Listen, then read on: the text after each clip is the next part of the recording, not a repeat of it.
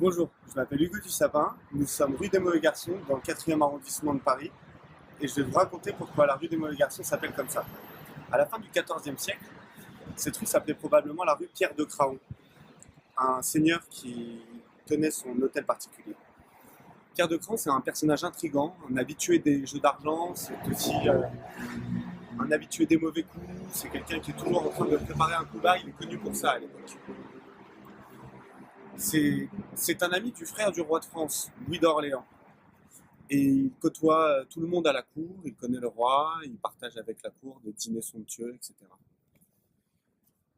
Mais il est surtout ami avec le duc de Bretagne, qui a la particularité d'être l'ennemi, l'ennemi, le pire ennemi du connétable de France, un haut dignitaire de la cour, qui est donc, de son titre de connétable, le chef des armées et un peu le médiateur quand il y a des différends à la cour.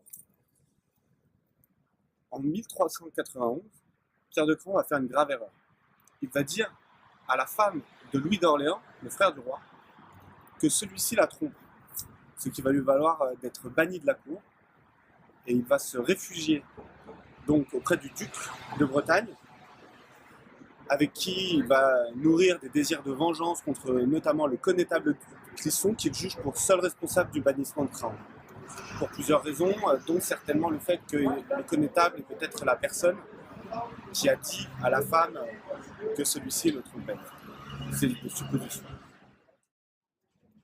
Donc Pierre de Craon a des projets de vengeance. Et le 14 juin 1392, il brave l'interdiction qu'il a d'entrer dans Paris pour tendre une embuscade au connétable Clisson dans le but de l'assassiner.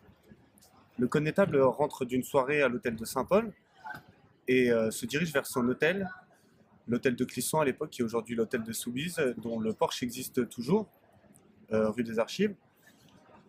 Et donc rentre chez lui en prenant la rue qui s'appelait avant la rue de la Culture Sainte-Catherine, qui traversait en fait cette place, continuer derrière. Là on est place du marché Sainte-Catherine, toujours dans le Marais, à 2 pas de la rue des Mauvais Garçons.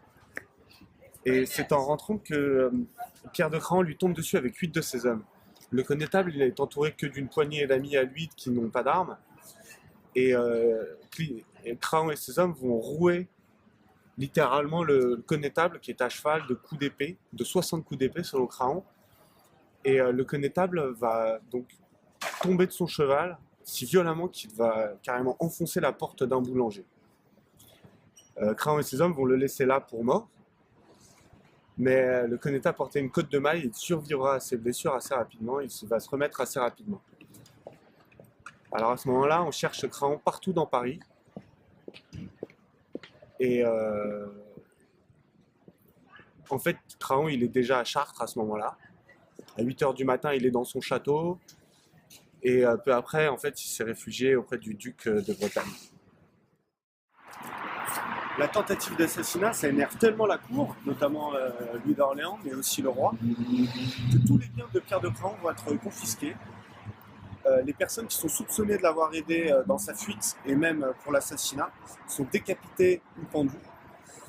Et son hôtel particulier, donc, qui était situé dans cette rue, qui s'appelait alors la rue Pierre de Craon, il est rasé. Et on change le nom de la rue en nom de la rue des Mauvais Garçons, donc évidemment. Alors pourquoi est-ce que c'est... Il y a quelque chose qu'il faut savoir, c'est qu'il y a des avis divergent sur la raison pour laquelle elle s'appelle comme ça, mais en tout cas ce qui est sûr, c'est que Pierre de Craon est bien le plus mauvais garçon de Paris, puisque déjà il a trahi la confiance du frère du roi, il a tenté d'assassiner le plus haut dignitaire de la cour, et c'est ensuite, alors ça se passe après, c'est en faisant campagne contre le duc de Bretagne, le duc de Bretagne pour se venger justement de la tentative d'assassinat, que le roi aura sa première crise de folie, en pensant être de nouveau trahi, cette fois-ci par son frère Louis d'Orléans.